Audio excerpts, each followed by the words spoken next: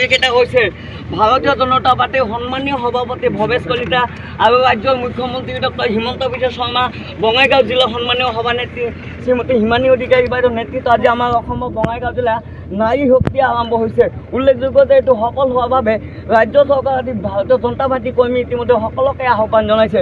মাননীয় মুখ্যমন্ত্ৰী ডক্টৰ হিমন্ত বিশ্ব শৰ্মা আৰু পীযুষ হাজৰিকা, ৰণোজ পেগু আদি সকলে জানিবলৈ দিয়া মতে 2023 চনত অসমত হ'বলগীয়া পঞ্চায়ত নিৰ্বাচন এইবাৰ আমাৰ বঙাইগাঁৱত গোটেইকেইটা আসনে দখল কৰাৰ প্ৰচেষ্টা হাতত লৈছে বুলি ইতিমধ্যে জানিব পৰা গৈছে।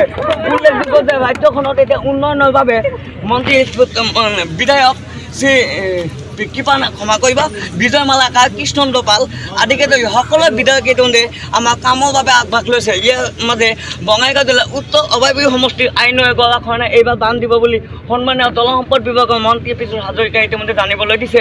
ইফালে আমাৰ বঙাইগাঁও জিলাৰ উপায়ুক্ত নৱদ্বীপ পাঠক, আমাৰ ভাৰতীয় জনতা পাৰ্টীৰ সন্মানীয় সভানেত্ৰী শ্ৰীমতী হিমানী বাইদেউ আদিকে ধৰি সকলোৱে কাউণ্টডাউন চলাইছে বুলি উল্লেখ কৰে। আগন্তুক 2023 আৰু 2024 এইবাৰ সফলতা লাভ কৰাৰ সম্ভাৱনা আছে। আৰু এটা বিগ নিউজ আমাৰ হাতত আহিছে।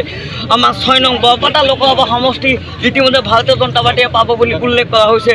যোৱাবাৰ আব্দুল খালেক আৰু সিৰাজুদ্দিন আজমল আৰু ওছমান গোলাম হোসেন আদি সকলোৱে যিখিনি কাম কৰা নাই এইবাৰ তেওঁলোকে কৰিব উল্লেখ কৰে। বাতৰি মানে আৰু আজি ইতিমধ্যে এছিয়া কাপ আৰম্ভ হৈছে।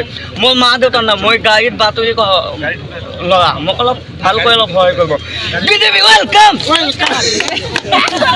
পুৰা জানে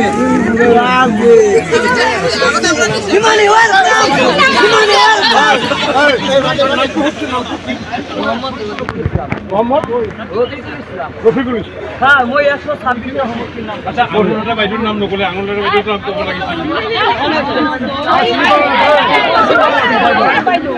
আঙুলৰে বাইদেউৰ নামটো কোৱা নাই,